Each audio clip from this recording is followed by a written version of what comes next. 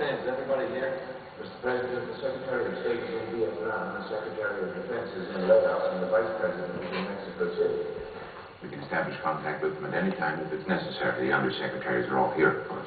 Right. Now, General Turgidson, what's going on here? Mr. President, about 35 minutes ago, General Jack Ripper, the commanding general of Burleson Air Force Base, issued an order to the 34 B-52s of his wing, which were airborne at the time, as part of a special exercise we were holding called Operation Dropkick.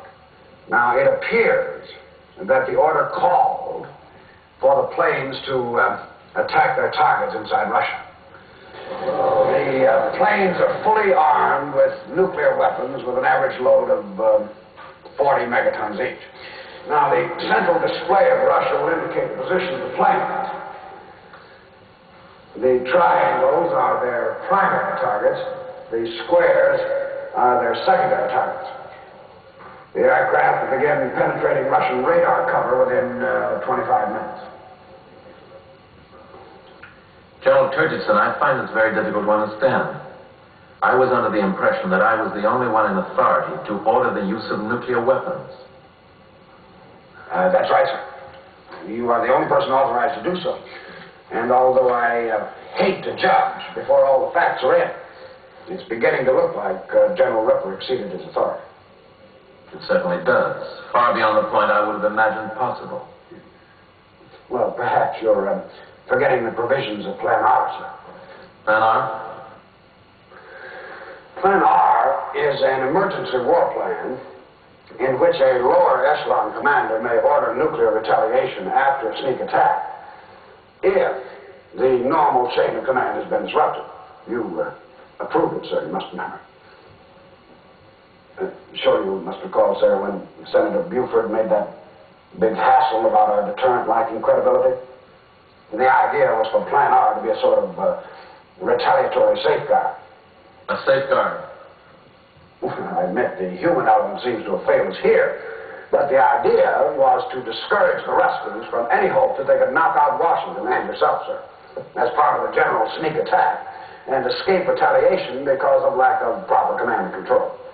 Well, I assume, then, that the planes will return automatically once they reach their fail-safe points.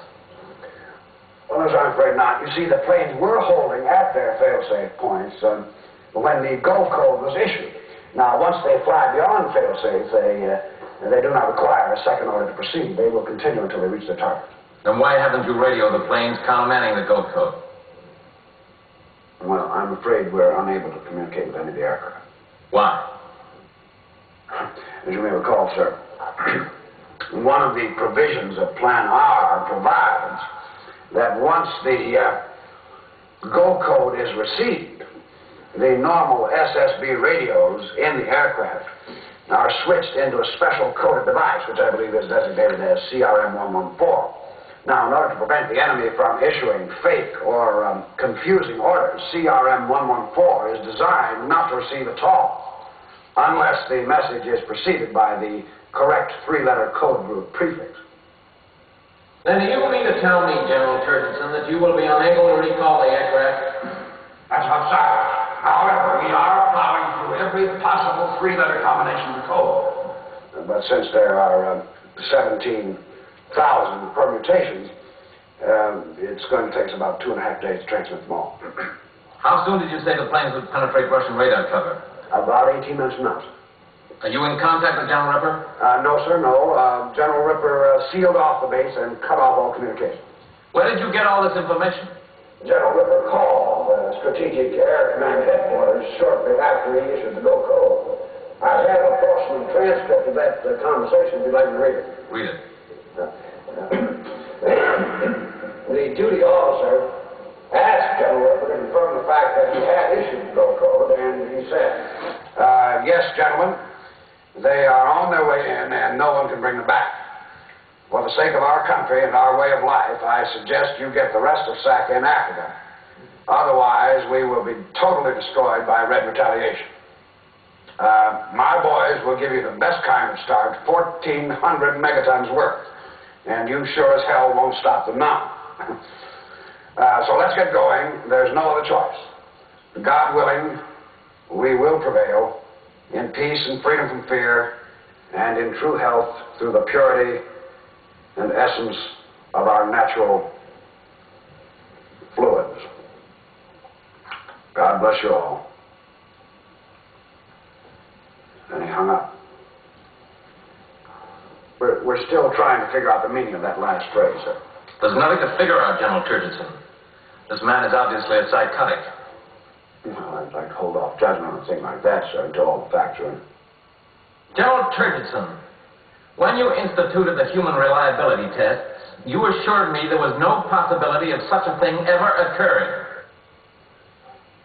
Well, I don't think it's quite fair to condemn a whole program because of a single slip-up, sir.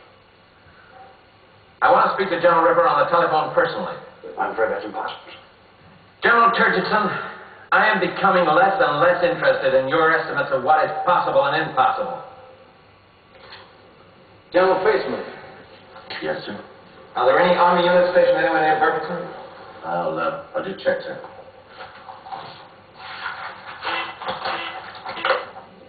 Hello. Would you never call me here? Don't you know where I am?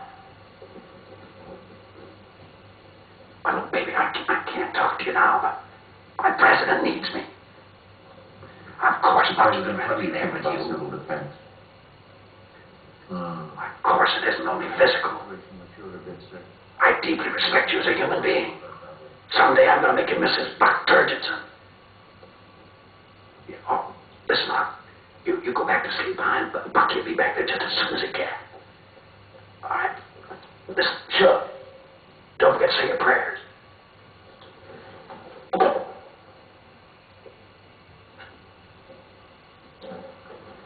Apparently, the 23rd Airborne Division is stationed 7 miles away at Alvarado. General Faceman, I want them to enter the base, locate General Ripper, and put him in immediate telephone contact with me. Yes, sir. Mr. President, if I may advise, under condition read, it is standard procedure that the base be sealed off and the base defended by base security troops. Any force trying to enter there would certainly encounter very heavy casualties. General Turgidson, with all due respect for your defense team, my boys can brush them aside without too much trouble.